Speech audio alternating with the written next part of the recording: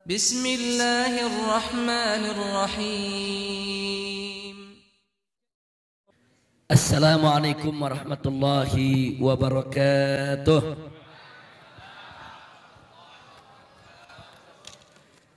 Bismillah walhamdulillah wassalatu wassalamu ala rasulillah wa ala alihi wa sahbihi wa mawalah.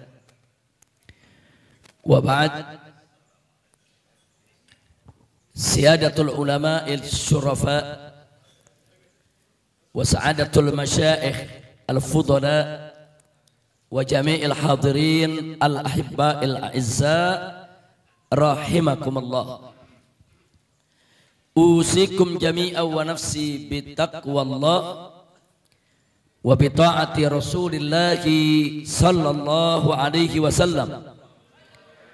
Fa nas'alullah subhanahu wa ta'ala an yaj'alana minal muttaqin.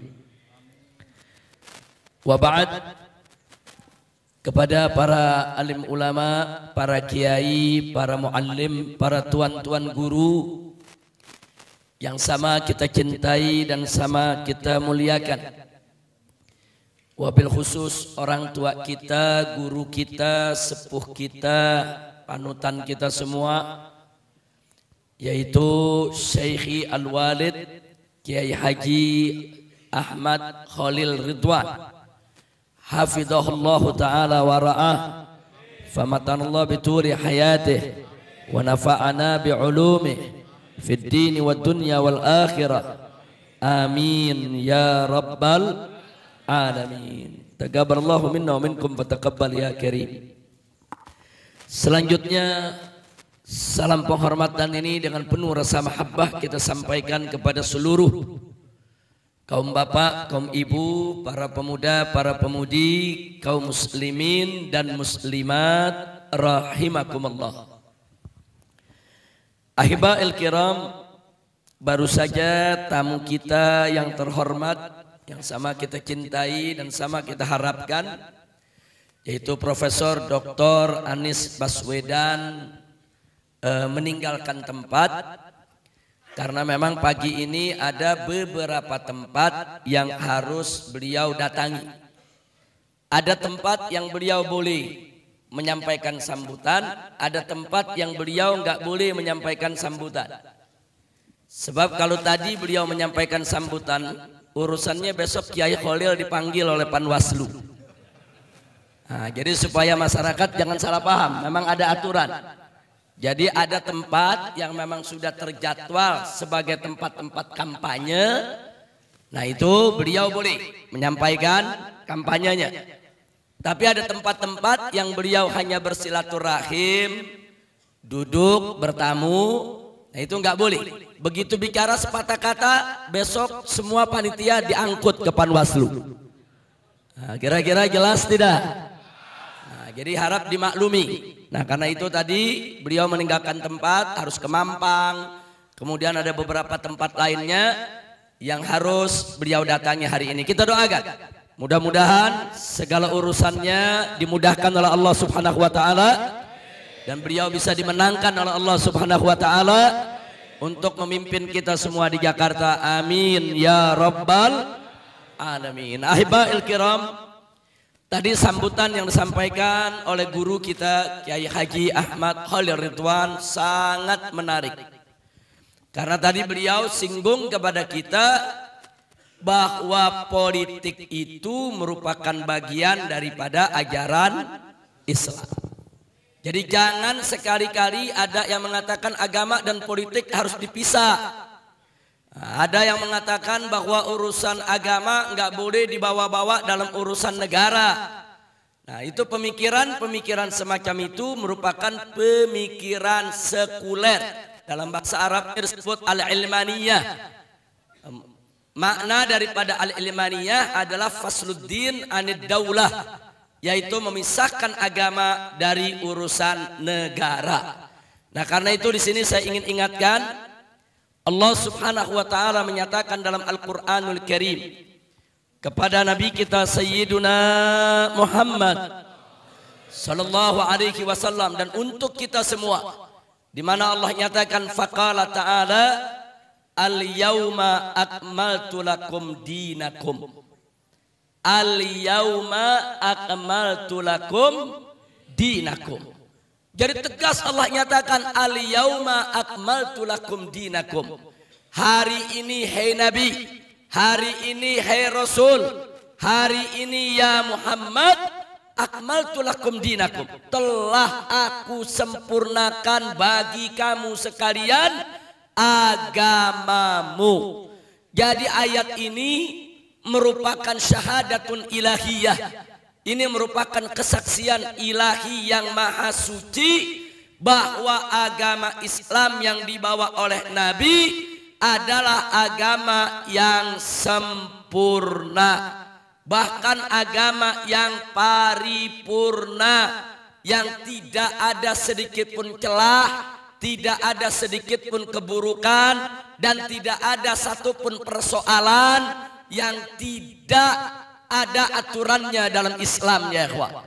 Jadi mulai dari persoalan ibadat sampai persoalan muamalat, dan dalam muamalat mulai dari persoalan rumah tangga, warisan, sampai kepada persoalan bagaimana cara bertetangga, bermasyarakat, bernegara, berbangsa, semuanya lengkap ada dalam ajaran Islam yang dibawa oleh Nabi Muhammad sallallahu alaihi wasallam.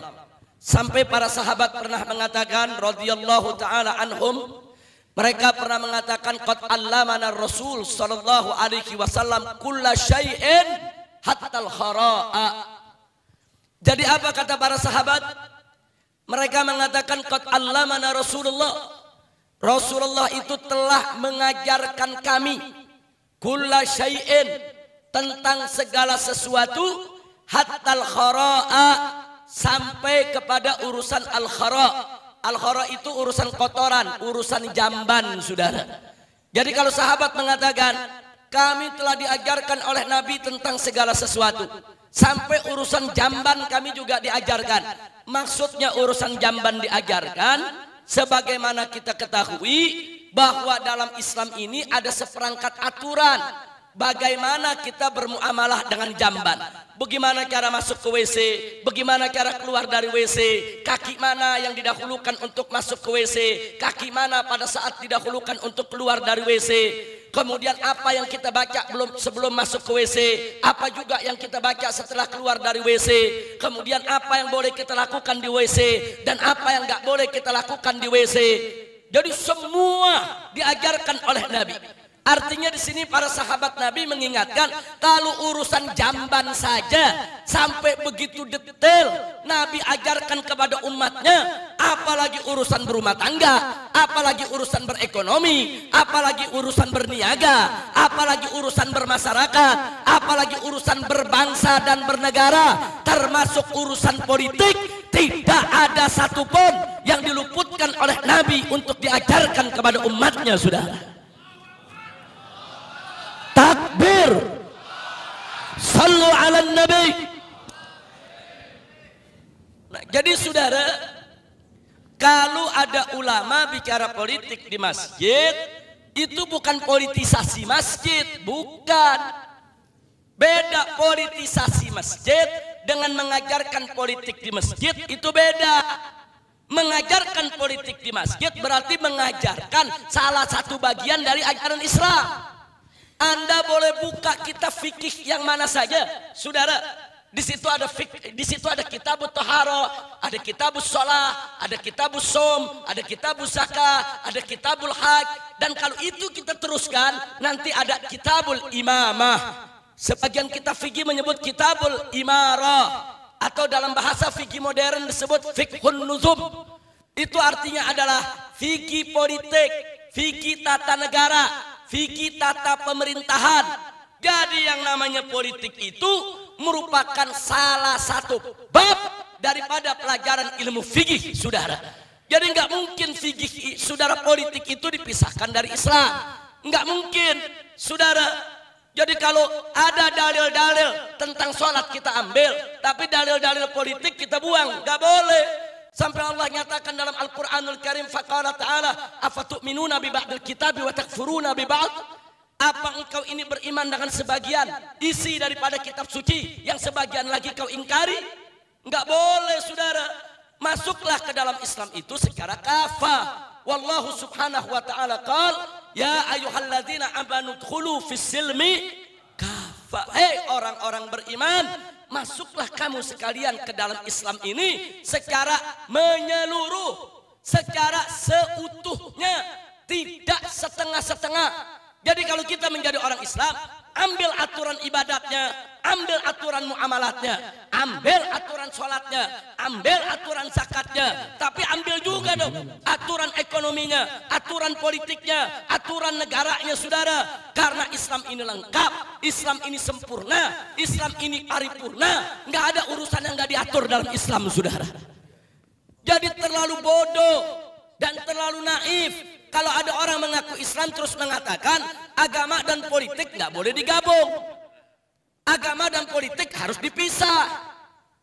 Negara dengan agama nggak boleh disatukan. Urusan agama adanya di masjid, adanya di musola, adanya di majelis taklim. Tapi kalau sudah di parlemen nggak usah bawa-bawa agama. Itu ajaran sekuler. Itu bukan dari ajaran Islam. Dan Majelis Ulama Indonesia tingkat pusat telah jelas memfatwakan bahwa sepilis, yaitu sekularisme, pluralisme, dan liberalisme, ajaran sesat menyesatkan, bukan ajaran Islam, saudara. Takbir. Nah ini mestinya dipatuhi oleh negara. Saudara, buat apa ada Majelis Ulama Indonesia kalau umaroknya nggak mau mematuhi fatwa dari para ulama?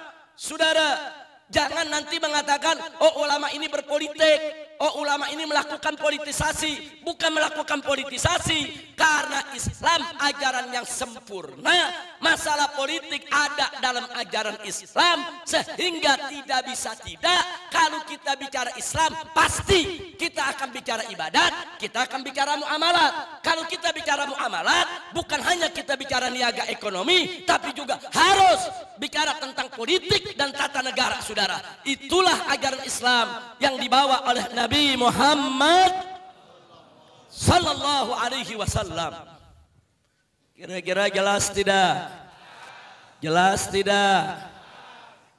Nah, baik saudara. Sekarang kita lanjutkan. Hati-hati dengan propaganda kaum liberal.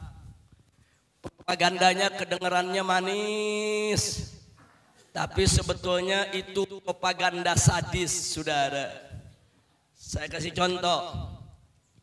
Orang-orang liberal ini bicara di hadapan umat dengan bahasa yang santun, dengan bahasa yang kelihatannya seolah-olah arif dan bijak, bahkan dikemas sedemikian rupa seolah-olah mereka cinta Islam dan cinta ulama, saudara. Tapi tujuannya untuk membunuh daripada pemikiran umat Islam yang benar. Saya kasih contoh.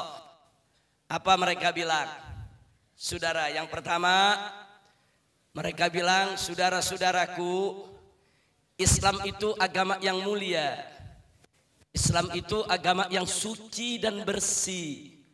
Sedangkan politik itu penuh intrik. Politik itu kotor. Politik jahat. Karena itu, ayo kita jaga Islam yang suci dan bersih. Jangan sampai masuk ke kobangan yang kotor, busuk, dan jahat. Luar biasa. Saya mau tanya saudara, kalimatnya saudara kelihatannya benar gak? Kelihatannya benar gak? Kelihatannya muji Islam, saudara. Kelihatannya muji Islam. Saudara-saudara, Islam itu agama suci, agama bersih. Politik itu kotor. Jangan Islam yang bersih dan suci dibawa ke kobangan yang kotor.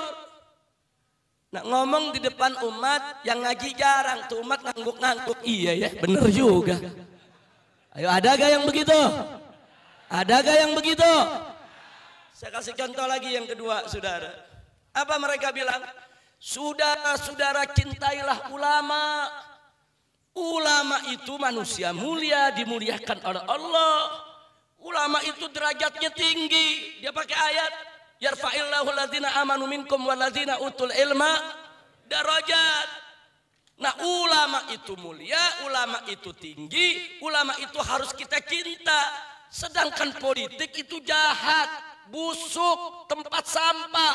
Jaga ulama kita, jangan sampai masuk ke tempat sampah. Jangan sampai masuk ke kobangan yang kotor dan busuk. Coba lihat ngomongnya kayak bener gak? Ngomongnya kayak bener gak? Saya mau tanya, dia bilang ulama mulia, bener gak? Ulama bagus, bener gak? Ulama harus dijaga, bener gak? Bener, saudara. Nah, kemudian politik kotor, ayo kebanyakan orang bilang bener gak? Iya, politik kotor, politik busuk. Ini namanya propaganda, ini tipuan-tipuan pemikiran, saudara. Dan ini sangat berbahaya. Baik, yang ketiga, boleh nambah. Ini bukan nasi uduk nih, nambah nih. Baik, saudara. Yang ketiga, mari kita lihat apa mereka bilang. Mereka puji syariat Islam. Saudara, syariat Islam itu syariat dunia akhirat. Syariat yang penuh berkah. Syariat yang wajib untuk kita tegakkan. Hukum Islam itu indah. Maka itu dulu di zaman Nabi dan para sahabat, mereka itu adalah umat yang terbaik. Kemudian mereka terapkan itu syariat Islam yang juga terbaik. Makanya mereka menjadi umat yang terbaik. Nah, tapi zaman sekarang umat Islam ini banyak yang lemah iman, banyak yang lemah amalnya. Mereka belum menjadi umat yang terbaik. Terlalu berat kalau mereka harus menerapkan syariat Islam. Jadi sekarang kita harus memperbaiki akhlak umat dulu. Kita perbaiki dulu perilakunya. Nanti kalau perilakunya sudah bagus, akhlaknya sudah mulia, sudah seperti zaman sahabat, baru kita perjuangkan penerapan syariat Islam. Ayo, kelihatannya bener gak? Ayo jujur, kelihatannya bener gak? Ini namanya kalimatu haqqin yuradu biha batil. Kalimatnya dikemas seolah-olah itu kalimat hak, kalimat mulia, tapi tujuannya batil. Tujuannya ingin menjauhkan umat daripada perjuangan penerapan syariat Islam, saudara. Luar biasa. Ini jebakan-jebakan pemikiran. Ini tipuan-tipuan pemikiran, saudara. Nah, untuk yang nomor 1 dan nomor 2 tadi, saudara, begitu juga yang nomor 3, harus bisa kita counter, harus bisa kita jawab, harus bisa kita tanggapi, harus bisa kita berikan penjelasan kepada umat. Mana letak kebobrokan daripada propaganda tadi, saudara? Kalau mereka mengatakan agama Islam itu suci dan bersih, betul. Kalau mereka mengatakan ulama itu sangat mulia, harus dijaga, betul. Tapi kalau mereka mengatakan politik itu kotor, tunggu dulu, saudara. Siapa bilang semua politik itu kotor? Politik itu tergantung siapa yang memainkannya. Kalau politik itu berdiri atas dasar iman dan takwa, kalau politik itu dijalankan hanya untuk mencari ridho Allah, kalau politik itu dikelola dengan aturan syariat yang benar, maka dia akan menjadi politik yang benar, politik yang baik, politik yang bersih, politik yang bermanfaat. Itu yang tadi disampaikan oleh Kiai Khalil Ridwan yang disebut as-siyasatus syar'iyyah, politik syariat. Tapi memang kalau politik itu dikelola dengan hawa nafsu, dikelola dengan syahwat, politik itu dijauhkan daripada ajaran agama, maka dia akan menjadi politik yang kotor, politik yang busuk, politik yang rusak. Politik yang seperti inilah yang boleh dimasuki oleh ulama. Politik yang seperti inilah yang gak boleh dimainkan oleh ulama. Ulama dan umat Islam wajib untuk mengelola politik yang bersih, politik yang baik, politik yang syar'i, politik yang tidak bertentangan dengan aturan syariat Islam. Betul? Betul? Kira-kira jelas tidak? Jelas tidak? Jadi politik ada dua, saudara. Ada politik khair, ada politik su. Ada siasat syar'iyah, ada politik syariat, ada politik yang nggak ikut syariat. Jadi mesti dipilah. Politik yang mana yang ulama nggak boleh ikut, politik yang mana yang Islam nggak boleh dibawa-bawa, yaitu politik yang kotor, saudara. Nggak boleh bawa-bawa Islam. Seperti sekarang ini saudara.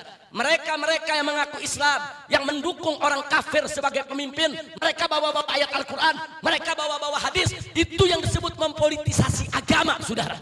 Mereka putar balikin ayat Quran, mereka putar balikin hadis Nabi. Yang seperti itulah Islam tidak boleh untuk dibawa-bawa saudara. Kira-kira jelas tidak? Jelas tidak? Jadi Islam yang suci, Islam yang bersih, justru saudara harus hadir di tengah-tengah politik supaya politik itu bersih, supaya politik itu suci, supaya politik itu tidak bertentangan dengan syariat. Kalau ada orang mengatakan agama dan politik harus dipisah, itu yang mengatakan sedemikian rupa, saudara patut diduga menjalankan politik komunis, politik ateis, politik yang memang tidak mau bersentuhan dengan agama, saudara.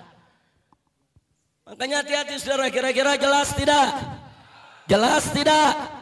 Nah sekarang kalau kita bicara ulama, ulama mulia, ulama dimuliakan Allah. Betul, betul saudara. Ulama-ulama khair, ulama-ulama yang istiqomah, mereka dimuliakan Allah dan wajib untuk kita cintai serta kita ikuti saudara.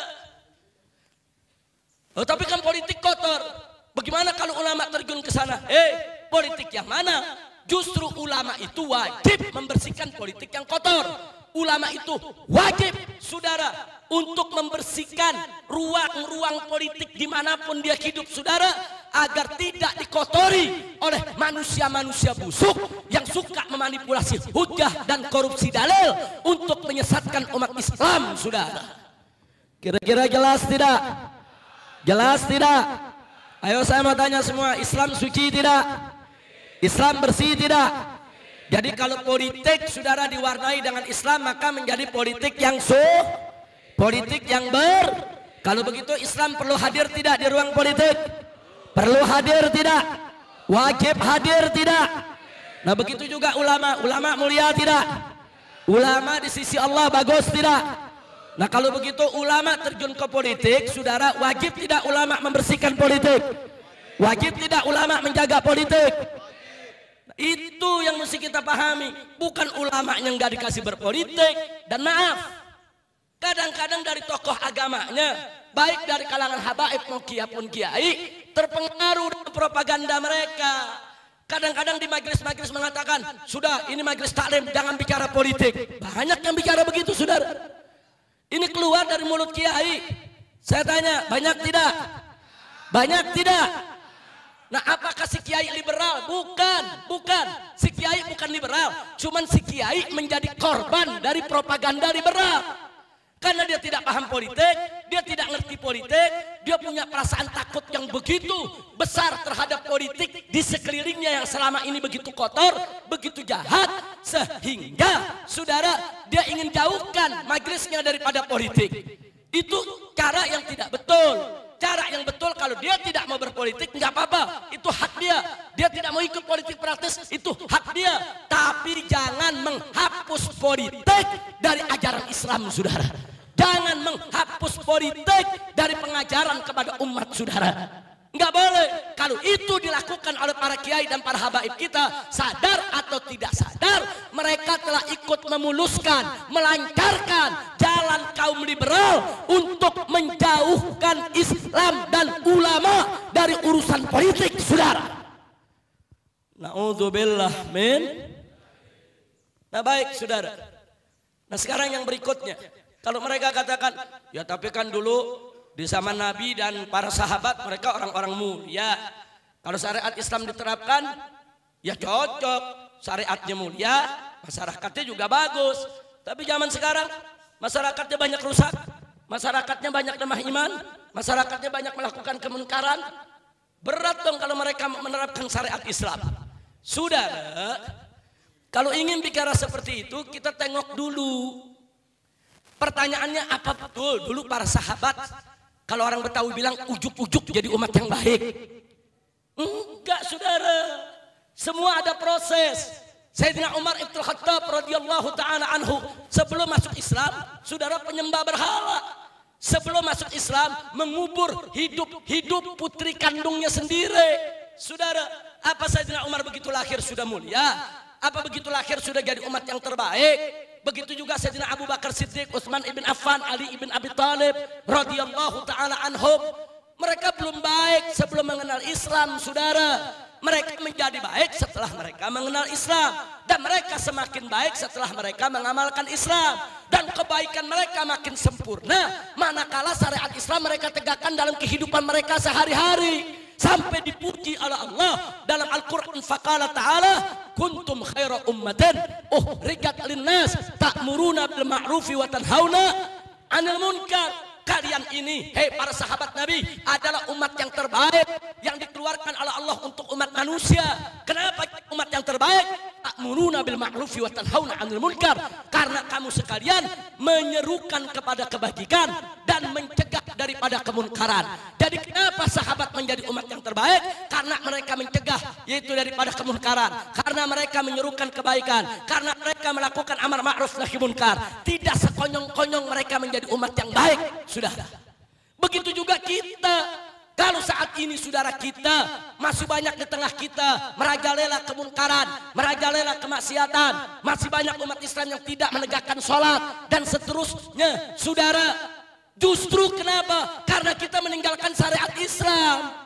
Saudara, dengan menegakkan syariat Islam, mereka kita giring supaya enggak ninggalin sholat, supaya enggak ninggalin puasa, supaya enggak ninggalin zakat. Suka atau tidak suka, wajib mereka sholat. Suka atau tidak suka, wajib mereka puasa. Rela atau tidak, wajib mereka untuk membayar zakat, saudara. Digiring mereka untuk menjalankan syariat sehingga ke depan mereka bisa menjadi umat yang terbaik, saudara. Bagaimana mereka bisa menjadi umat yang terbaik kalau syariat tidak ditegakkan? Bagaimana mereka bisa menjadi umat yang terbaik kalau amar ma'ruf nahi munkar tidak dijalankan? Bagaimana mereka bisa menjadi umat yang terbaik seperti kondisi daripada sahabat Nabi kalau saat ini mereka dijauhkan daripada penerapan syariat Islam, saudara? Jadi perbaikan akhlak umat dengan penerapan syariat Islam wajib jalan secara simultan, saudara. Jadi jangan ada cerita kita betulin dulu akhlaknya. Nanti kalau udah betul semua, baru terapin syariat Islam. Nah kalau nggak betul-betul, nggak jalan-jalan untuk syariat, saudara. Kira-kira jelas tidak? Ibarat orang sholat, saudara. Ibarat orang sholat. Ada ustadz ceramah. Maksudnya ustadz bagus. Buat dorong anak muda supaya sholat. Dengan ikhlas. Nah, Ustadz ngomong apa? Saudara-saudara, buat apa kita sholat kalau kita tidak ikhlas? Ikhlaskan niat hanya untuk Allah supaya sholat kita diterima. Saya tanya, ceramah Ustadz bagus gak? Bagus. Cuman ada anak muda yang gagal paham. Begitu dengar, pulang, besok dia nggak sholat. Kita tanya, ente kenapa nggak sholat? Apa dia bilang? Ya habis malam ada ceramah. Buat apa sholat kalau nggak ikhlas? Saya selama ini nggak ikhlas. Daripada saya sholat percuma, mendingan nggak sholat. Masya Allah, kita tanya, jadi nanti sholatnya kapan? Nanti kalau udah ikhlas. Nah kalau nggak ikhlas, kira-kira jelas gak? Ini gagal paham. Tahu gagal paham? Kalau bahasa universitasnya keterbelakangan intelektual. Keren tuh bahasa. Kalau bahasa orang Pekayon, goblok. Makanya bahasa orang Pekayon singkat, hemat kata, hemat huruf. Saudara, yang namanya sholat 5 waktu itu kewajiban. Ikhlas tidak ikhlas wajib sholat. Suka tidak suka wajib sholat. Rela tidak rela wajib sholat. Saudara, nggak ada itu. Oh kalau nggak ikhlas nggak sholat dulu, pala lu bomenyan. Ikhlas nggak ikhlas sholat tetap wajib, saudara. Ini kita bicara dari segi kewajiban. Kira-kira jelas tidak? Nah, jawaban yang kedua, saudara, ria itu tidak ikhlas itu penyakit hati. Bagaimana mau diobatin kalau kita nggak sholat? Saudara, obat hati itu zikir. Zikir yang paling dahsyat adalah sholat. Ala bizikrillahi tatmainnul qulub. Ingat kata Allah bahwa zikir itu bisa menenangkan hati. Zikir yang bisa mengobati penyakit hati, penyakit riya, obati dengan zikir. Saudara, zikir yang terbesar adalah sholat. Jadi walaupun dia belum ikhlas, tapi kalau dia sholat itu sama juga kalau dia sakit dia minum obat. Saudara, sholat itu obat untuk mengobati penyakit hatinya. Hari ini sholat tidak ikhlas, besok sholat tidak ikhlas, hari berikutnya sholat tidak ikhlas. Kalau terus dia genjot begitu, insya Allah suatu saat ke depan sholatnya akan ikhlas, saudara. Obati, saudara. Ini udah tahu hatinya ada penyakit, riya, nggak mau diobatin, sampai budak juga nggak baik. Kira-kira jelas gak? Paham tidak? Jadi saya mau tanya, umat Islam ikhlas gak ikhlas? Sholat wajib gak? Nah, jadi ini yang kita mesti pahami, saudara. Nah, karena itu sholat itu yang akan mengobati penyakit hatinya, saudara. Sama dengan yang kita bicara tadi. Saudara, umat siap nggak siap, syariat Islam mesti jalan, itu kewajiban. Ini bukan soal siap, nggak siap, enggak. Al-Quran sudah turun 30 juz, wajib kita jalankan. Saudara, umat Islam mau suka nggak suka, rela nggak rela, siap siap, syariat Islam wajib untuk dijalankan, saudara. Nggak boleh ditinggalkan.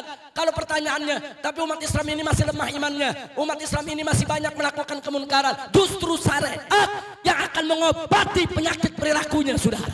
Justru syariat yang akan mengobati kebobrokan moralnya, saudara.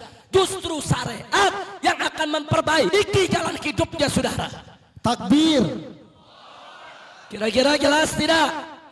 Nah, jadi kalau umat udah rusak malah nggak menerapkan syariat, itu sama juga dia sakit nggak diobatin. Obati dengan penerapan syariat, saudara. Nah, inilah propaganda liberal yang harus kita luruskan. Kira-kira jelas tidak? Paham semua? Betul? Alhamdulillah, biasanya kalau masih uduk belum masuk masih kurang paham. Masya Allah, yang belakang nyaut, ada beb, ada. Cuman nggak tahu nih pekayon nasi uduknya KW1, KW2 nih. Nah, kalau KW1 sampai asar nggak basi. Kalau KW2 jam 9 juga udah basi. Masya Allah, lanjut. Jadi saya mau tanya semua, Islam itu sempurna tidak? Ayo jawab yang kompak, Islam sempurna tidak? Islam lengkap tidak? Ada ajaran sholat dalam Islam, ada ajaran ibadat, ada ajaran muamalat, ada ajaran puasa, ada ajaran ekonomi, ada ajaran politik. Betul? Yakin? Takbir. Terus ada yang nanya, Habib, apa sih tujuan propaganda liberal seperti itu? Tujuannya mudah ditebak. Saudara, kalau Islam dan ulama dijauhkan daripada politik, maksudnya supaya yang main politik para bajingan saja. Supaya ulama nggak ikut-ikutan. Saudara, mereka yang mau main di sana. Nah, kalau gitu saya tanya, jahat gak tujuannya? Nah, sekarang kita tanya, kalau ulama nggak boleh main politik, kiai nggak boleh main politik, ulama sama kiai nggak boleh terjun ke politik, terus yang boleh siapa? Bangsat, koruptor, bajingan, penjahat. Mereka yang boleh masuk dalam politik, justru mereka yang merusak daripada tatanan kenegaraan kita. Betul? Betul? Takbir. Justru yang mesti dilarang masuk ke dunia politik adalah para koruptor, para bajingan, para penjahat. Saudara, orang-orang yang tidak ngerti agama, orang yang tidak tahu Islam, haram mereka terjun ke dalam politik, saudara. Haram. Mereka yang tidak ngerti politik, mereka yang tidak beriman dan bertakwa kepada Allah, haram terjun ke dalam dunia politik. Kenapa? Karena mereka akan merusak syariat, merusak negara, merusak bangsa, saudara, dan akan merugikan rakyat secara keseluruhan. Jangan dibulak-balik. Justru yang mesti masuk ke dunia politik orang yang beriman, orang yang bertakwa, orang yang ngerti hukum, orang yang tahu mana yang halal, mana yang haram, orang yang berakhlakul karimah, yang tidak sembarangan untuk melakukan maksiat, saudara. Jadi umat Islam mesti tegas, jangan dibulak-balik saudara. Kira-kira jelas tidak? Jelas tidak? Nah sekarang kita bayangkan saudara, terlepas dari perdebatan kita soal demokrasi. Saya nggak mau berdebat soal demokrasi itu halal atau haram, togut atau bukan togut saudara. Ini sekarang kita bicara real fakta politik yang ada depan mata kita saat ini saudara. Apa fakta politik yang ada saat ini? 5 tahun sekali rakyat memilih wakil-wakilnya untuk duduk di DPR.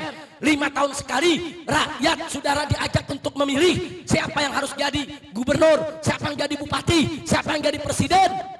Saudara, nah sekarang mari kita lihat, kalau rakyat umat Islam ini tidak diajarkan berpolitik, akhirnya kursi-kursi parlemen tersebut jatuh kepada para tangan bajingan, tangan penjahat, tangan mereka yang anti-Islam. Dan apa yang terjadi saudara? Begitu mereka duduk di DPR, mereka yang bikin undang-undang. Mereka yang bikin undang-undang saudara. Kalau yang duduk di sana para bajingan saudara, maka hukumnya akan mereka buat, undang-undang yang akan mereka buat, undang-undang yang bertentangan dengan syariat Islam. Makanya jangan kaget kalau DPR kita berlomba-lomba bikin undang-undang yang melegalkan minuman keras, melokalisasi tempat pelacuran. Saudara, kenapa? Karena mereka tidak takut kepada Allah. Dan begitu undang-undang tadi disahkan, kita semua habibnya, kiainya, umatnya diwajibkan untuk mematuhinya, saudara. Nah kalau kita nggak patuhi, kita ditangkap melanggar konstitusi. Masya Allah. Contohnya sekarang kita lihat, saudara. Kita lihat saudara sekarang.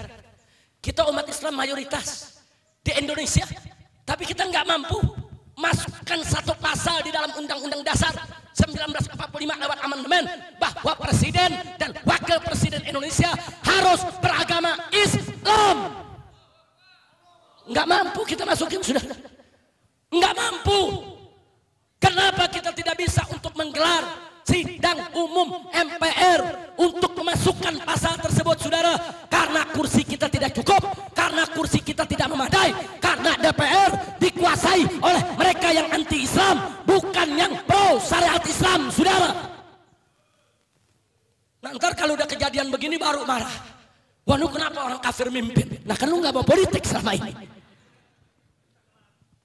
Ini dia betul, telat mikir. Kira-kira jelas gak? Jelas gak? Ini undang-undang dan negeri kita dibuat oleh DPR. Satu, melalui musyawarah.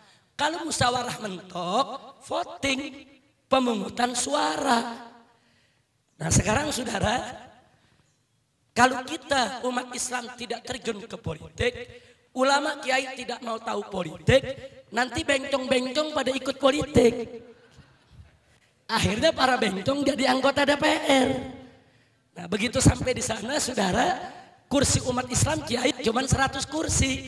Kursi yang bela bencong 500 kursi.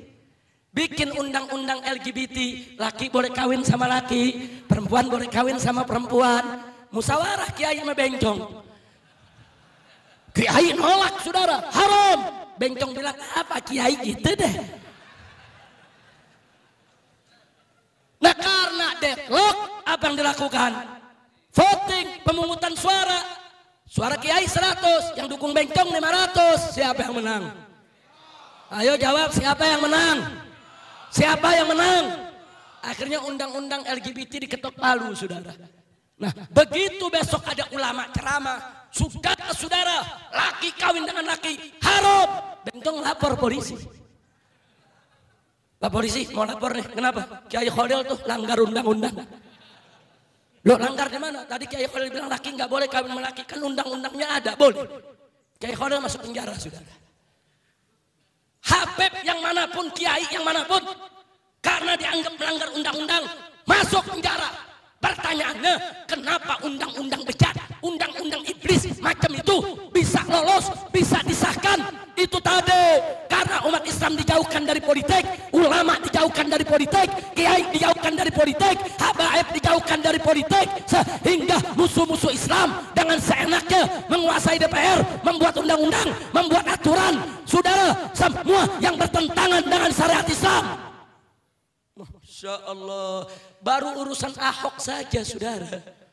Kita teriak-teriak surat Al-Maidah 51. Kita dianggap anti NKRI, anti Bhinneka Tunggal Ika, anti Pancasila, anti Undang-Undang Dasar 1945. Bahkan tega-teganya mereka berani mengatakan ayat konstitusi di atas ayat suci. Inna lillahi wa inna ilaihi raji'un. Ini bukan fitnah, ini fakta. Saya tanya, itu aksi 212 di Monas, saudara. Umat Islam yang hadir saat itu, apa mereka setuju orang kafir jadi pemimpin umat Islam? Mereka turun untuk membela Al-Maidah 51, betul? Betul? Tapi fitnah apa yang mereka dapat? Mereka dianggap anti NKRI, anti Bhinneka Tunggal Ika, anti UUD 45, saudara. Kenapa ini semua bisa terjadi, saudara? Karena sudah terlalu lama umat Islam lelap dalam tidurnya. Sudah mereka nggak ikut politik, nyalain kiai yang ikut politik. Saudara, ini Kiai Khalil bicara di atas mimbar tadi soal politik. Betul yang beliau katakan, gharib indal kiai. Ini menjadi sesuatu yang gharib, sesuatu yang aneh di lingkungan pesantren, saudara. Padahal apa yang beliau lakukan, yaitulah Islam. Yang beliau sampaikan, yaitulah Islam. Saudara, soal kita tidak mau ikut partai, ya silakan. Soal kita nggak mau ikut politik praktis, silakan. Tapi wajib kita dukung, saudara. Saudara-saudara kita yang punya kemampuan untuk terjun dalam dunia politik, untuk menguasai eksekutif, menguasai yudikatif, menguasai legislatif, supaya ke depan tidak ada lagi peraturan yang bertentangan dengan syariat Islam, saudara. Kira-kira jelas tidak? Begitu saya mau tanya semua yang hadir sini, siap berjuang? Siap bersatu? Siap. Siap tegakkan Islam? Siap. Takbir! Allahu Akbar. Sallu ala Nabi. Mulai hari ini, saudara, jangan kasih kesempatan bajingan, koruptor, penjahat, orang kafir, orang fasik, orang mufsid, orang munafik untuk mengambil alih kepemimpinan di negeri kita, saudara. Enggak boleh.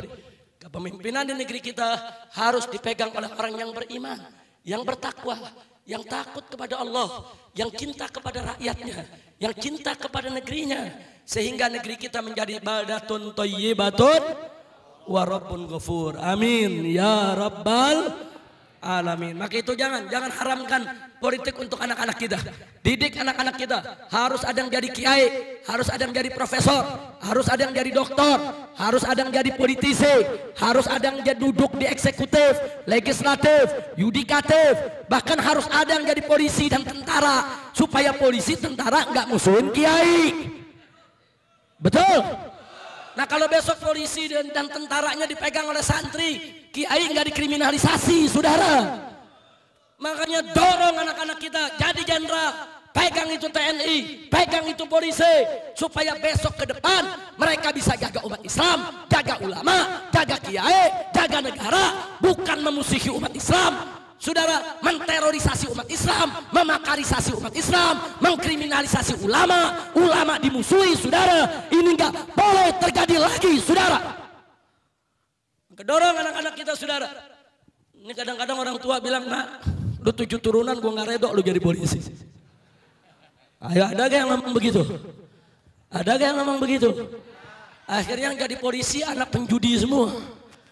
Nah, begitu yang jadi polisi anak penjudi, begitu mereka pegang pimpinan, mereka legalkan judi bapaknya, saudara. Mau bapak kandung, mau bapak angkat, saudara. Nah, ini yang terjadi, saudara. Nah, maka itu yuk, mari sama-sama kita selamatkan TNI kita selamatkan polisi kita isi dengan generasi muda kita yang beriman, yang bertakwa, yang cinta Islam, yang cinta ulama, yang cinta kiai. Semoga Allah memberikan kemenangan kepada kita. Amin ya rabbal alamin. Kira-kira saya sampaikan hari ini jelas tidak? Nah, saya mau tanya umat Islam ini semua sebelum saya akhiri, siap bersatu tidak? Siap bersatu tidak? Siap rebut Jakarta? Siap Islamkan Jakarta? Takbir! Jadi kita nggak boleh kalah, saudara. Kita harus berjuang. Walaupun calon kafir ini didukung oleh 9 konglomerat terkaya di Indonesia, bahkan terkaya se-Asia, saudara. Tapi jangan kita berkecil hati. Kenapa? Karena backing kita adalah yang maha kaya, yang kekayaannya tidak terhingga, yang kekayaannya meliputi segala sesuatu, yang kekayaannya tidak pernah mengering, saudara. Siapa yang maha kaya? Siapa yang maha besar? Siapa yang maha agung? Takbir. Dengan kuasa Allah 9 naga besok bisa menjadi 9 cacing, saudara. Amin. Amin. Amin. Yang penting umat Islam bersatu, saudara. Ingat, Allah mengamanatkan kita untuk selalu bersatu dalam iman, Islam dan ihsan serta takwa kepada Allah. Wallahu subhanahu wa ta'ala qala wa'tasimu bihablillahi jami'a wa la tafarraqu. Berpegang teguhlah kamu sekalian kepada hablullah. Apa itu hablullah? Tali Allah, agama Allah, aturan Allah, ketetapan Allah, hukum Allah, syariat Allah. Wajib kita bersatu dalam iman, bersatu dalam Islam, bersatu dalam ihsan, bersatu di dalam menegakkan hukum Allah subhanahu wa ta'ala. Wala tafarraqu, dan jangan sekali-kali engkau bercerai-berai. Pertanyaannya, kenapa sih kita mesti bersatu? Oh, ada yang jawab, karena bersatu itu merupakan sumber kekuatan. Ya, jawaban itu tidak salah, jawaban itu benar. Tapi jangan lupa, ada yang lebih penting daripada sekedar kekuatan, saudara. Nabi mengatakan dalam hadisnya, alaikum bil jamaah, fa inna yadallahi ma'al jamaah. Apa kata Nabi alaihi salatu wassalam? Wajib atas kamu sekalian berjamaah, bersatu, bersaudara, gotong royong, bahu membahu. Kenapa?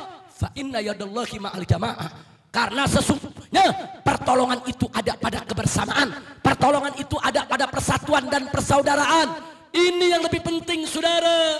Artinya kalau kita bersatu bukan hanya sumber kekuatan, tapi itu merupakan sumber pertolongan dari Allah, sumber keberkahan dari Allah. Saudara, sebanyak apapun jumlah kita, sebesar apapun kekuatan kita, sekaya apapun harta benda kita, kalau tidak diberkahi Allah, kalau tidak ditolong oleh Allah, percuma, saudara.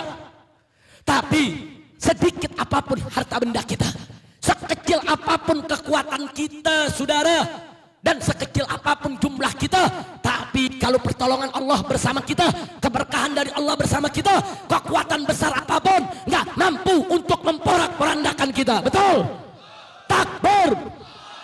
Siap raih pertolongan Allah, siap raih keberkahan dari Allah. Kuncinya bersatu, saudara. Kalau kita bersatu, ada pertolongan Allah dan keberkahan dari Allah. Kalau sudah ada keberkahan dan pertolongan Allah, saudara, enggak usah khawatir. Kita akan sangat kuat sekali, saudara. Dan kekuatan kita enggak bisa dihancurkan oleh naga-naga yang besok bakal jadi cacing semua, saudara. Maka itu saya minta kepada Anda, jangan mau dipecah belah. Satukan kekuatan kita semua, pala jadi kaki, kaki jadi pala.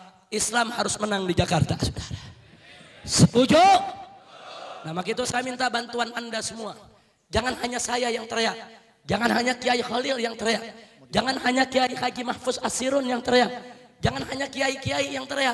Tapi saya minta setiap umat Islam yang ada di Jakarta ini, saudara, datangi, ketuk pintu rumah saudara-saudara kita. Setelah ketuk pintu rumah mereka, saudara, ajak mereka dialog, dakwahkan mereka, ketuk pintu hati mereka agar mereka mau memenangkan orang Islam, saudara. Jangan cuma kita berteriak di atas mimbar atau di tablik.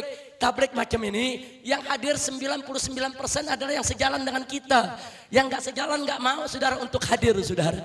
Nah, maka itu tugas Anda semua. Datangi mereka, ketuk pintu rumah mereka, bantu kalau mereka kesusahan, doakan kalau mereka kesusahan. Saudara, ketuk pintu hatinya. Ketuk pintu hatinya, saudara, supaya mereka takut kepada Allah, cinta kepada Nabi, supaya mereka mau pilih pemimpin Muslim.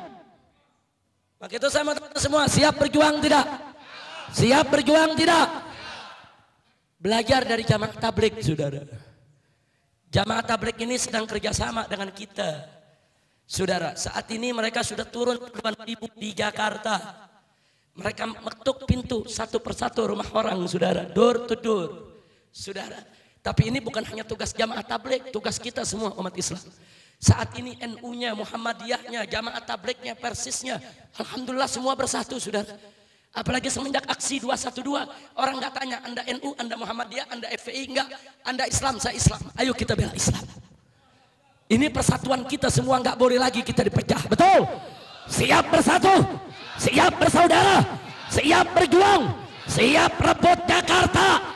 Takbir. Allahu Akbar. Masya Allah. Maka itu saudara, kenapa saya dan kawan-kawan nggak mau jadi tim sukses, nggak mau ikut kampanye. Kalau kita jadi tim sukses, kita ikut kampanye, kita nggak bisa bicara bebas, saudara. Nggak bisa, karena kita terkena undang-undang, saudara, undang-undang pilkada. Tapi kalau kita sebagai kiai, kita sebagai ustadz, kita sebagai guru, 24 jam bebas kita ngomong di mana saja, saudara. Mau ngomong di masjid, mau ngomong di pasar, mau ngomong di majelis taklim, saudara. Nggak ada yang bisa larang kita. Mau ngomong di khutbah Jumat, mau ngomong di tablik-tablik, di pengajian, bebas, saudara. Karena itu para ulama, para kiai, saudara, saat ini tidak kampanye untuk Anies, tapi kampanye buat Islam, buat Allah dan Rasulnya. Tidak menjadi tim sukses Anies, tapi menjadi tim sukses Al-Maidah 51. Bagaimana ayat tersebut bisa diterapkan dalam kehidupan berbangsa dan bernegara di Indonesia, saudara? Begitu saya mau tanya, siap bela Al-Maidah 51? Siap terapkan Al-Maidah 51? Siap memilih pemimpin muslim? Takbir. Allahu Akbar. Jangan mau ditakut-takutin. Ini ada ibu-ibu ditakutin. Weh, ini kalau si kafir nggak menang, KJP-nya hilang, BPJS-nya dihapus. Ada gak yang ngomong begitu? Ada yang ngomong begitu? RT RW jadi ujung tombak penyogokan.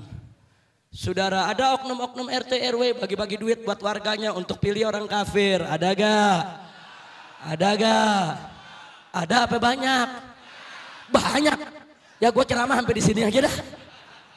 Lu jawab banyak. Inna lillahi wa inna ilaihi rajiun. Saudara, jangan mau ditakut-takutin. Mulai sekarang nih. Nih saya mau kasih ilmu nih. Sebelum kita makan nasi uduk. Mau ilmu gak nih? Betul? Nah, tolong kalau kita digoda oleh godaan setan dan iblis, pakai ilmu masa bodoh. Ilmu apa? Ilmu apa? Ilmu apa? Kalau orang Banten bilang sabodo teuing. Kalau orang Jawa Timur bilang preketek. Bukan ketek Betawi. Kira-kira jelas gak? Baik, bisa dipraktekin gak? Bisa praktekin ya hari? Betul? Ayo, saya mau tanya semua, jawab yang kompak. Yang gak jawab gak dapat nasi uduk. Ayo jawab yang kompak semuanya. Saya mau tanya, salat 5 waktu hukumnya apa? Jawab yang kompak, salat 5 waktu hukumnya apa? Hukumnya apa? Siapa yang mewajibkan? Siapa yang mewajibkan? Siap tunduk kepada Allah, siap mematuhi perintah Allah. Kalau begitu siap melaksanakan salat? Betul? Yakin? Janji? Tapi capek. Lu jawabnya lemes banget, masa bodoh. Ayo saya tanya sekali lagi, salat 5 waktu hukumnya apa? Siapa yang mewajibkan? Siap patuhi Allah, siap tegakkan salat? Betul? Yakin? Tapi capek. Tapi ribet. Tapi buang waktu. Tapi subuh lagi tidur enak. Takbir. Cakap, lulus lo semua. Itu namanya ilmu masa bodoh. Masa bodoh godaan setan, betul? Masa bodoh dengan godaan iblis, betul? Sholat wajib tetap harus kita laksanakan apapun godaannya, betul? Pertanyaan kedua, puasa di bulan Ramadan hukumnya apa? Jawab sekali lagi, hukumnya apa? Siapa yang mewajibkan? Siapa yang mewajibkan? Siap taat kepada Allah, siap mematuhi Allah, siap laksanakan puasa Ramadan. Betul? Yakin? Janji?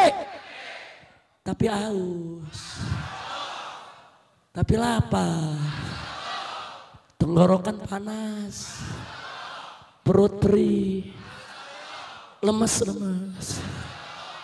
Takbir. Begitu cara jawab, masa bodoh. Kira-kira jelas gak? Tapi lu jangan gagal paham. Akhirnya besok lagi tidur enak subuh dibangunin emaknya. Tong bangun sholat. Masa bodoh. Tuh, lu salah penerapan tuh. Ini masa bodoh buat lawan godaan setan. Jelas tidak? Kalau diajak kebaikan jangan masa bodoh. Jelas tidak? Lanjut. Nah sekarang larangan. Saudara, saya mau tanya nih kepada semua yang ada di sini, saudara. Saya mau tanya, mencuri itu dalam Islam hukumnya apa? Siapa yang mengharamkan? Kalau begitu korupsi itu halal atau haram? Halal atau haram? Yakin? Betul? Nah kalau gitu masyarakat yang ada di sini mau korupsi tidak? Mau korupsi tidak? Yakin? Betul? Janji? Tapi cepat kaya. Kan gaji kecil. Nggak ada yang tahu. Nggak diperiksa polisi.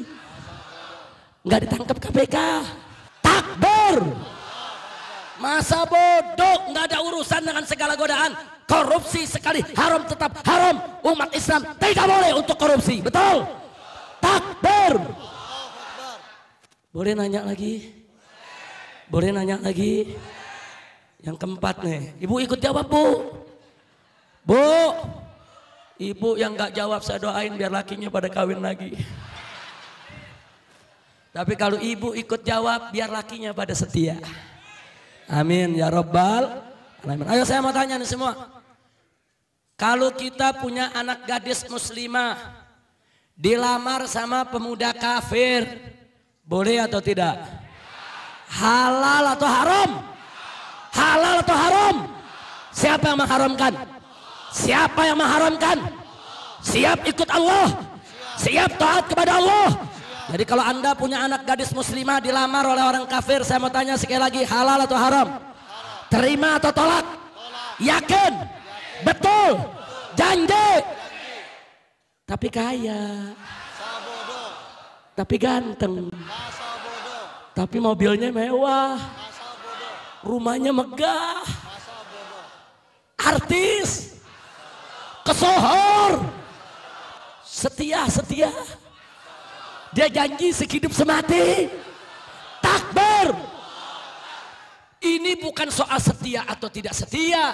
Ini bukan soal dia baik atau tidak baik. Ini persoalan hukum Allah. Allah mengharamkan, ya selesai. Mau dia kaya, mau dia artis, mau dia kesohor, mau dia setia, mau dia disebut orang baik, sekali haram tetap haram. Nggak boleh untuk kita langgar. Betul? Takbir. Allahu Akbar. Kira-kira jelas tidak? Sekarang pertanyaan yang terakhir. Sekarang saya mau tanya saudara. Dalam surat Al-Maidah ayat 51, Allah menyerukan orang yang beriman dengan seruan yang penuh kasih sayang. Allah nyatakan, ya ayyuhalladzina amanu, duhai orang-orang yang beriman. Luar biasa. Cara Allah memanggil kita hambanya yang beriman, itu cara yang santun, ramah, penuh cinta. Kita dimanjakan oleh Allah. Itu panggilan ya ayyuhalladzina amanu, an-nidaul habib, kata para mufassir. Ini merupakan seruan yang penuh cinta kasih. Setelah itu apa Allah nyatakan? La tattakhidul yahuda wan nasara. Jangan engkau sekali-kali menjadikan atau mengambil orang-orang Yahudi dan Nasrani aulia sebagai aulia. Aulia itu bentuk jamak, kata tunggalnya wali. Seorang nabi disebut nabi. Kalau nabinya banyak, ambiya. Seorang bertakwa disebut taqi. Kalau orang bertakwanya banyak, atqiya. Seorang yang suci disebut sofi. Kalau orang sucinya banyak, asfiya. Seorang wali disebut wali. Kalau walinya banyak, aulia. Saudara, lalu apa sih makna wali? Saudara, liwaliyin ma'anin muta'addidah. Yang namanya kata wali dalam bahasa Arab ada beberapa makna. Satu, artinya teman setia. 2 artinya orang kepercayaan.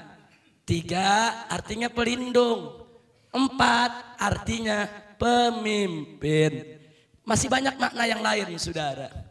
Nah artinya apa? Nah jangan kita ditipu dengan perbedaan makna saudara. Karena maksudnya sama. Loh sama bagaimana? Mari kita lihat. Orang-orang beriman tidak boleh menjadikan orang Yahudi dan Nasrani sebagai teman setia, sebagai orang kepercayaan, sebagai pelindung, apalagi sebagai pemimpin. Jangan dipilah-pilah. Ada mengatakan yang gak boleh itu sebagai teman setia. Kalau sebagai pemimpin boleh. Lu belajar tafsir di mana? Di kandang kebo. Yang benar saudara, enggak begitu saudara. Yuk mari kita lihat. Kalau mentafsirkan Al-Quran, apalagi yang menyangkut ayat hukum, seseorang itu mesti menguasai usul fikih saudara. Enggak cukup hanya dengan menguasai bahasa Arab. Jadi saudara, kalau orang Yahudi Nasrani enggak boleh kita jadikan teman setia, apalagi pemimpin. Loh kenapa? Setiap teman setia belum tentu pemimpin. Setiap pemimpin wajib menjadi teman setia bagi rakyatnya saudara. Jadi perhatikan itu baik-baik. Kalau teman setia aja nggak boleh, apalagi pemimpin. Kira-kira paham tidak? Yang kedua orang kepercayaan. Kalau orang kepercayaan aja nggak boleh, saudara. Yahudi Nasrani dijadikan orang kepercayaan, nggak boleh. Kalau orang kepercayaan aja nggak boleh, apalagi pemimpin. Loh kenapa? Setiap orang kepercayaan belum tentu dia pemimpin. Setiap pemimpin wajib untuk menjadi orang kepercayaan bagi rakyatnya saudara. Jadi pemimpin itu maknanya a'am wa ashmal saudara. Hati-hati. Nah yang ketiga saudara pelindung. Nah kalau Yahudi Nasrani jadi pelindung aja nggak boleh, apalagi jadi pemimpin. Loh kenapa? Setiap pelindung belum tentu pemimpin. Setiap pemimpin wajib untuk menjadi pelindung bagi rakyatnya saudara. Jadi ayat tersebut mau diartikan teman setia, mau diartikan orang kepercayaan, mau diartikan pelindung, tiga-tiganya harus ada dalam diri seorang pemimpin saudara.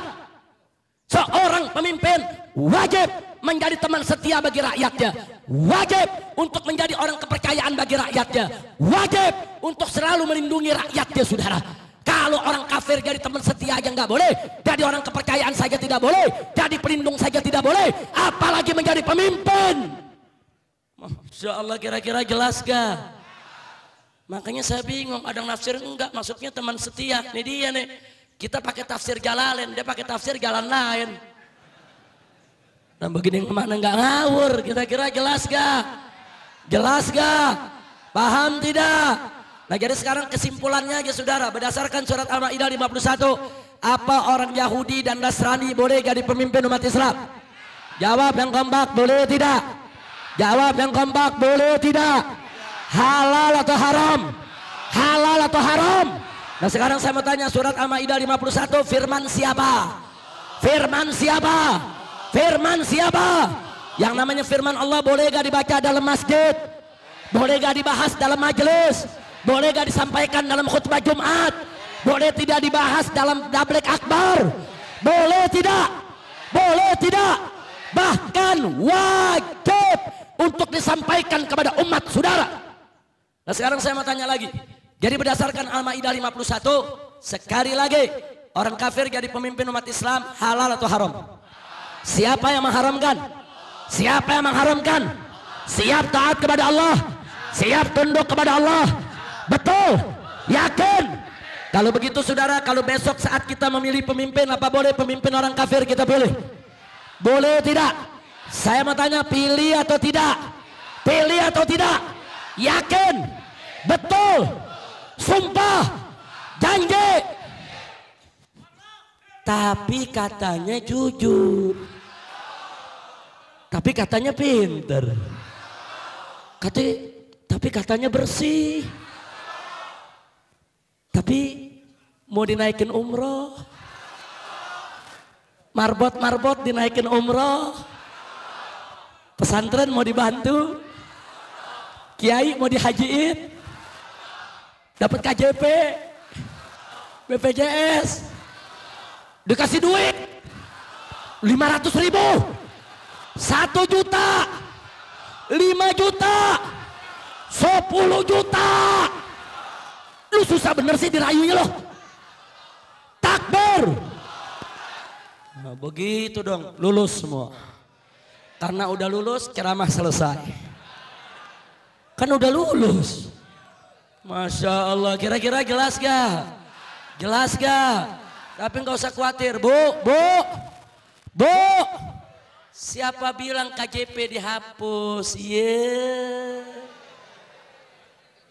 KJP dan BPJS itu hak rakyat yang diberikan oleh negara. Jadi kalau besok gubernur muslim yang pimpin Jakarta, ibu nggak dapat KJP tapi dapat KJP plus. Loh kok bisa plus? Plus berkah, plus ridho Allah, plus masuk surga. Nah, saya tanya, cakep gak KJP-nya? Cakep gak KJP-nya? Tapi kalau gara-gara KJP dijanjiin orang kafir milih kafir, itu namanya KJP minus. Loh kok bisa minus? Iya, dia nggak minus berkah, minus ridho, minus surga, betul? Betul. Nah maka itu saya mau tanya, mau ditipu sama KJP? Mau ditipu sama BPJS? Mau ditipu sama PBB? Mau ditipu dengan iming-iming duit? Ya sekali lagi saya tanya saudara, memilih pemimpin kafir bagi umat Islam boleh atau tidak? Boleh atau tidak? Halal atau haram? Jadi besok memilih pemimpin muslim atau kafir? Muslim atau kafir? Yakin? Yakin? Kalau ada calon kafir pilih atau tolak? Pilih atau tolak? Pilih atau tolak? Tapi pinter. Masa bodoh. Tapi katanya bersih. Tapi katanya rajin. Masa bodoh. Katanya sih nggak korupsi, katanya. Dibagi duit. 5 juta. 10 juta. Kalau nggak milih diancam mau dimasuk penjara. Mau diculik. Mau dibunuh. Takbir. Udah, lu kalau ame dibunuh aja udah masa bodoh, udah lulus bener dah. Udah nggak perlu ditanya lagi. Orang kalau udah siap dibunuh, saudara, apalagi di penjara, betul? Orang kalau udah siap dibunuh, ya mau disogok, iya, unyil. Tunjukkan umat Islam nggak mempan untuk disogok, betul? Betul. Jadi kalau sekarang tuh mereka yang punya duit, para pemodal 9 naga konglomerat terkaya di Indonesia sombong dengan modal uang yang mereka punya, saudara. Jangan kita takut menghadapi mereka, saudara. Mereka boleh dibela oleh jajaran eksekutif, yudikatif, legislatif, saudara. Silakan mereka dibela oleh aparat. Tapi jangan khawatir, kita bersama habaib dan ulama akan dibela oleh Allah. Dan kalau kita ridho mencari ikhlas ridho Allah, saudara, Allah akan menangkan kita semua. Allah janji dalam Al-Quranul Karim, saudara, intan surullah yang surga. Kalau kamu sekalian menangkan Allah, membela agama Allah, niscaya pasti Allah akan memenangkan kamu sekalian. Ini janji Allah. Ini janji Allah. Ini janji Allah. Saya tanya, percaya tidak dengan janji Allah? Apa Allah berdusta? Apa Allah berbohong? Yakin percaya kepada Allah? Siapa yang maha besar? Siapa maha suci? Siapa maha agung? Siapa maha benar? Takbir. Enggak, kita enggak bakal kalah, saudara. Asal kita kompak, ikhlas karena ridha Allah, besok insya Allah kita menang 80%. Amin ya rabbal alamin. Tapi ingat syarat tadi saya minta, tiap orang semua berjuang. Setuju tidak? Mulai dari hari ini semua berjuang. Setuju tidak? Ketok pintu setiap rumah orang, berikan penjelasan. Betul? Betul. Jangan caci maki mereka, jangan hina mereka, jangan kucilkan mereka. Mungkin selama ini mereka tidak tahu hukum, saudara. Ketok pintu rumahnya, didik, ajarkan, ajak, saudara. Habis kita ketuk pintu rumah, kita ketuk pintu hatinya. Insya Allah besok kita menang. Tunjukkan, saudara, umat Islam bersatu nggak bisa dikalahkan oleh 9 naga, nggak bisa dikalahkan oleh kina-kina kafir dari konglomerat di Indonesia, nggak bisa kita dikalahkan oleh kekuatan manapun juga. Betul? Siap bersatu, siap bersaudara, siap berjuang bersama. Takbir. Nah, karena itu saudara, sebagai penutup ceramah saya mau angkat sumpah dan janji yang ada di sini semua. Setuju? Setuju? Ikuti yang saya bacakan semua.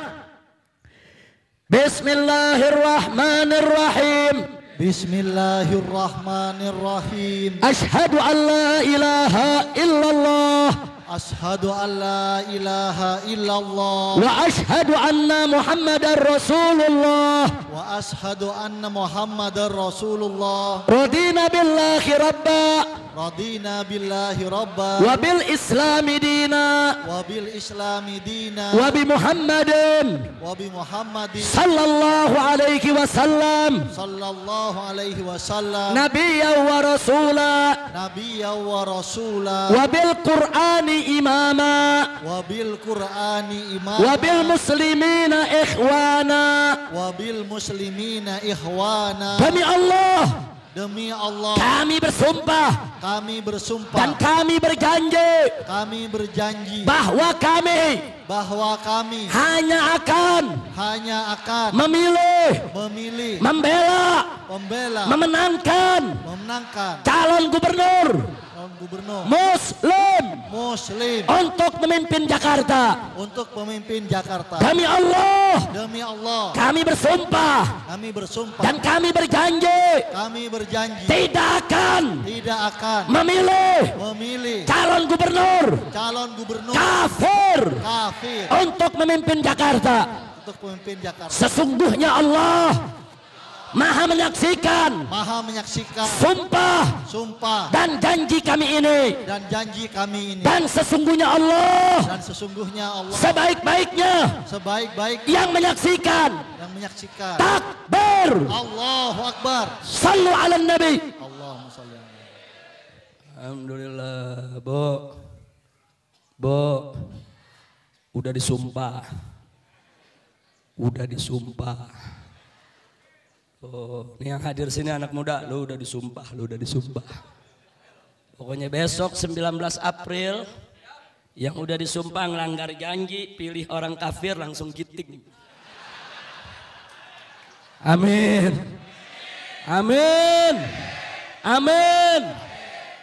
Ada yang langsung disamber geledek. Amin. Ada yang langsung modar di tempat. Sampai petugasnya bingung kok nggak keluar deh. Amin. Ya Rabbal Alamin. Ada yang protes saya. Habib Rizik mendoakan kejelekan untuk yang memilih orang kafir. Apa jawabnya? Pinter loh. Ya tapi sekarang sebelum kita akhiri kan kita mesti baca doa dulu, betul? Boleh baca doa? Siap baca doa? Aminin rame-rame. Ayo kita baca doa saudara. Tapi sebelum saya baca doa saya mau kasih tahu dulu doa Nabi nih. Nabi pernah baca doa. Apa kata Nabi?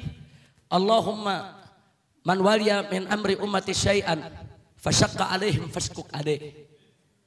Wa man waliya min amri ummati syai'an farafiqa bihim farfuq bihi. Ini doa Nabi saudara. Apa kata Nabi? Ya Allah, barang siapa yang kau berikan kuasa untuk mengurus aku punya umat, menentukan nasib aku punya umat, kemudian dia bikin susah aku punya umat, faskuk alaih, bikin susah dia ya Allah. Ini doa Nabi saudara. Sebaliknya kata Nabi, ya Allah, barang siapa yang kau berikan kuasa untuk mengurus aku punya umat, urusan mereka, dan mereka permudah urusan aku punya umat, berlaku baik, berlaku santun dan lembut. Apa kata Allah? Farfuq bihi. Maka perlakukan dia dengan lembut, perlakukan dengan baik, perlakukan dengan santun. Amin ya Rabbal. Ingat, begitu Anda masuk kotak TPS saudara, saat itu Allah memberikan kuasa kepada Anda. Allah berikan amanat kepada Anda. Untuk siapa suara Anda diberikan. Begitu Anda berikan untuk orang Islam, berarti Anda memberikan jalan kepada si Muslim untuk menjadi pemimpin yang akan mengayomi umat Islam. Berarti Anda memudahkan urusan umat Islam. Maka Anda termasuk dalam doa Nabi, farfuq bihi ya Rabb. Perlakukan dia dengan baik ya Allah. Tapi manakala Anda masuk ke dalam TPS, kemudian na'udzubillah min dzalik, Anda pilih orang kafir, berarti Anda telah menyerahkan urusan umat Islam ke tangan orang kafir. Yang Allah tidak pernah izinkan itu, saudara. Sehingga seorang kafir ini Anda berikan jalan untuk ke depan ngerjai umat Islam. Saudara, merusak umat Islam, melanggar aturan syariat. Berarti saudara, Anda sudah menyalahgunakan amanat kuasa yang Allah berikan kepada Anda, saudara, untuk menyulitkan umat Islam. Maka berarti orang tersebut masuk dalam sumpahnya Nabi. Faskuk alaih, bikin susah dia punya hidup, ya Allah. Masya Allah, ini hadis saudara. Ada doa, ada nyumpahin saudara. Nah, sekarang saya mau ajak doa dulu, boleh? Boleh? Ya Allah, barang siapa di antara kami umat Islam ini ya Allah. Amin. Semua orang-orang Islam yang ada di Jakarta ini ya Allah. Amin. Yang memilih pemimpin muslim.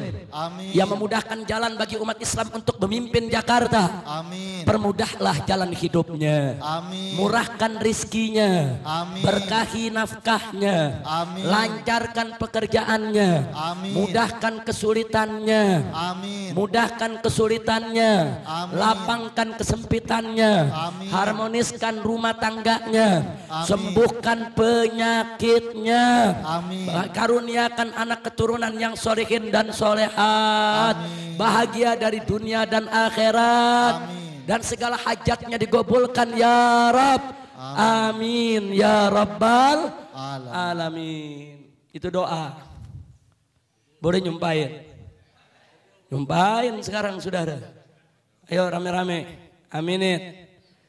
Ya Allah, jika ada di antara umat Islam Amin. yang ada di Jakarta ini, Amin. yang sudah dinasehati ulama, Amin. sudah dikasih tahu ulama, Amin. agar jangan memilih pemimpin kafir, Amin. tapi dia tetap bandel ya Allah, Amin. dia tetap ngotot ya Allah, Amin. bukan karena dia tidak tahu ya Allah, Amin. tapi dia ingin melawan engkau, Amin. dia ingin melawan daripada fatwa ulamanya ya Allah. Amin. Dia sengaja memilih orang kafir sebagai pemimpin. Amin. Dia ingin bikin susah daripada hamba-hambamu ya Allah. Amin. Maka bikin susah hidupnya. Amin. Seretkan rezekinya.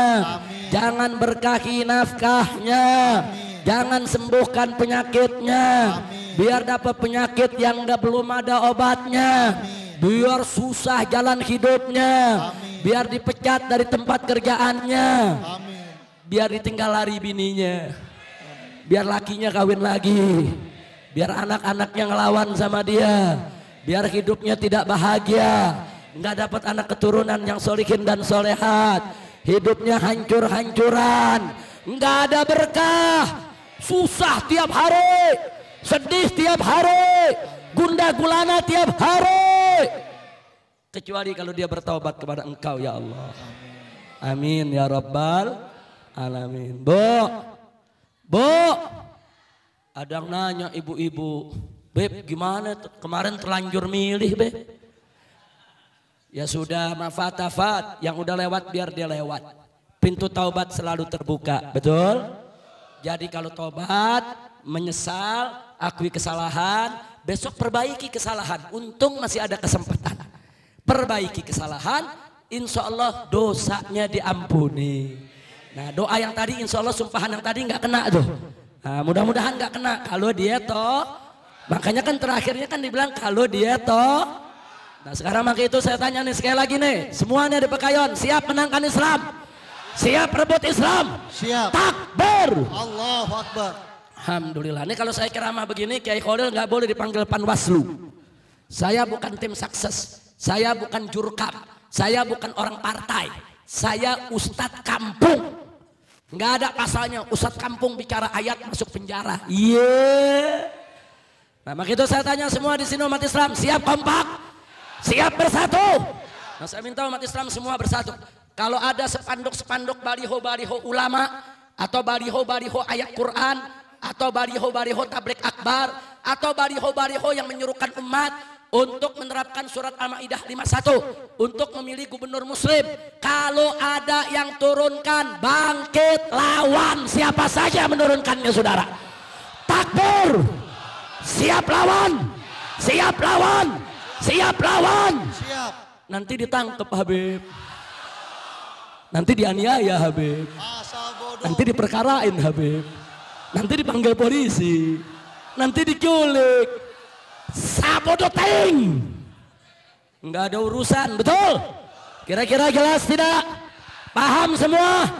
Mudah-mudahan insyaallah di Jakarta umat Islam akan menang. Amin ya rabbal alamin. Nah cuman saya punya pengumuman.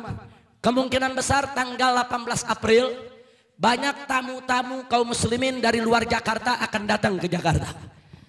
Ada jawaranya, ada pendekarnya dari Banten, dari Jawa Barat. Rame-rame mau bantuin umat Islam di Jakarta untuk menjaga keamanan 13 TPS di seluruh Jakarta, saudara. Takbir. Setuju tidak? Setuju tidak? Setuju tidak? Lah kenapa Habib harus dijaga? Karena di putaran pertama kita kecolongan, ada Iwan Bopeng. Datang bawa baju kotak-kotak maksa-maksa di TPS, ada tidak? Ada tidak? Petugas KPPS dipaksa, diintimidasi, betul? Nah besok nggak boleh terjadi lagi, saudara. Tiap TPS harus dijaga oleh satu laskar, satu jawara, satu pendekar, dibela oleh umat Islam yang ada di tempat tersebut. Setuju tidak? Setuju tidak? Kalau ada orang model-model Iwan Bopeng, langsung sikat di lapangan, saudara. Tangkap, jebloskan ke penjara. Berani tidak? Berani tidak? Berani tidak? Takbir. Kita jaga semua TPS, jangan ada intimidasi, jangan ada kecurangan. Setuju tidak? Setuju tidak? Kalau tidak ada kecurangan, saudara, enggak, umat Islam enggak bakal kalah, saudara. Enggak bakal kalah. Saya berani katakan di sini, kalau besok digelar dengan jujur, dengan adil, nggak ada kecurangan, nggak ada pemberian suara di mana-mana, nggak ada intimidasi, umat Islam nggak bakal kalah. Kita akan menang 80%, insya Allah, saudara. Takbir. Allahu Akbar. Takbir. Allahu Akbar. Maka itu umat Islam harus menjaga, dan kehadiran tamu-tamu dari luar ini penting. Sebab kalau sampai kita menang, kemudian yang kalah ini punya banyak preman, saudara. Ini yang kalah ini sudah ngumpulin preman dari mana-mana tempat, saudara. Kalau sampai kita menang, dia kalah, kemudian dia bikin kerusuhan di mana-mana, dia bikin keributan di mana-mana, maka kita rame-rame angkat senjata, habisi mereka semua, saudara. Takbir. Allahu Akbar. Siap jihad. Siap. Siap jihad. Siap. Siap jaga Jakarta. Siap. Siap bela Jakarta. Siap. Siap amankan Jakarta. Siap. Takbir. Allahu Akbar. Maka itu bajingan-bajingan preman-preman yang dibayar oleh kelompok musuh-musuh kita, jangan coba-coba bermimpi untuk bikin kekacauan di Jakarta. Anda coba-coba bikin kekacauan di Jakarta, berarti Anda sudah memancing umat Islam, betul? Dan kalau Anda mancing umat Islam bukan tidak terpancing, pancingan-pancingannya ditelan semua sama umat Islam. Takbir. Umat Islam takut tidak? Takut tidak? Ikan bawal buah terong, lu jual gue borong. Nah, maka itu siap jaga Jakarta.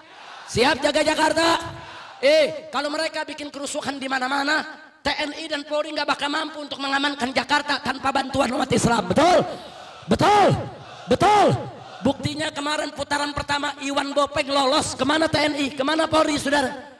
Nah coba kalau besok terjadi kerusuhan, toko dibakar, pom bensin dibakar, pasar dibakar, saudara, polisi, tentara tidak akan mampu untuk mengatasi itu tanpa bantuan umat Islam. Maka itu umat Islam siaga satu dari saat ini. Siapapun ingin mengacaukan Jakarta, usir dari Jakarta, saudara. Takbir. Allahu Akbar. Takbir. Allahu Akbar. Siap bela Islam, siap bela Allah, siap bela Nabi, siap bela Quran, siap bela agama, siap bela negara, siap bela NKRI, siap bela Jakarta. Takbir. Allahu Akbar. Takbir. Allahu Akbar. Sallu ala Nabi. Al-Quran imam kami, Al-Quran pedoman kami, Al-Quran petunjuk kami, Al-Quran satukan kami semua. Al-Quran Imam kami, Al-Quran pedoman kami, Al-Quran petunjuk kami, Al-Quran satukan kami. Sekali lagi, Al-Quran imam Kami, Al-Quran pedoman kami, Al-Quran petunjuk kami, Al-Quran satukan kami. Aksi bela Islam, aksi bela Islam, aksi bela Islam, Allah Allahu Akbar. Aksi bela Islam, aksi bela Islam, aksi bela Islam, Allah Allahu Akbar. Angkat tangan semua, Allahu Akbar, Allahu Akbar, Allahu Akbar, Allahu Akbar, Allahu Akbar, Allahu Akbar, Allahu Akbar, Allahu Akbar. Sekali lagi, Al-Quran imam kami semua, Al-Quran pedoman kami semua, Al-Quran petunjuk kami, Al-Quran satukan kami, Al-Quran imam kami, Al-Quran pedoman kami, Al-Quran petunjuk kami, Al-Quran satukan kami. Aksi bela Islam, aksi bela Islam, aksi bela Islam, Allah Allahu Akbar. Aksi bela Islam, aksi bela Islam, aksi bela Islam, Allah Allahu Akbar. Angkat tangan semua, Allahu Akbar, Allahu Akbar, Allahu Akbar, Allahu Akbar, Allahu Akbar, Allahu Akbar, Allahu Akbar, Allahu Akbar. Takbir, takbir, takbir. Sallu ala Nabi. Sekian yang bisa saya sampaikan pada kesempatan pagi hari ini. Saya minta maaf kalau saya harus segera meninggalkan tempat, karena tadi sebetulnya ada 3 subuh. Subuh di sini, subuh di Johar Baru Senen, dan subuh di Koja Jakarta Utara. Sebagian teman-teman sudah dari subuh di sana. Dari sini saya akan kejar ke sana. Mudah-mudahan semua bisa terkejar. Dan memang saya utamakan di sini karena saya punya utang dengan Kiai Khalid. Berkali-kali diundang, berkali-kali nggak bisa datang. Tapi alhamdulillah, ini hari mudah-mudahan kita tebus dosanya sama Kiai Khalid. Nah, terima kasih atas segala perhatian. Saya mohon maaf atas segala kekurangannya. Jangan ada yang bubar dulu sebelum ditutup doa oleh Kiai kita. Dari saya sekian. Terima kasih atas segala perhatian. Mohon maaf atas segala kekurangannya, kekhilafan dan kesalahannya. Hadani Allah wa iyyakum ila siratal mustaqim. Wallahul muwaffiq ila aqwamit thariq. Wassalamualaikum warahmatullahi wabarakatuh.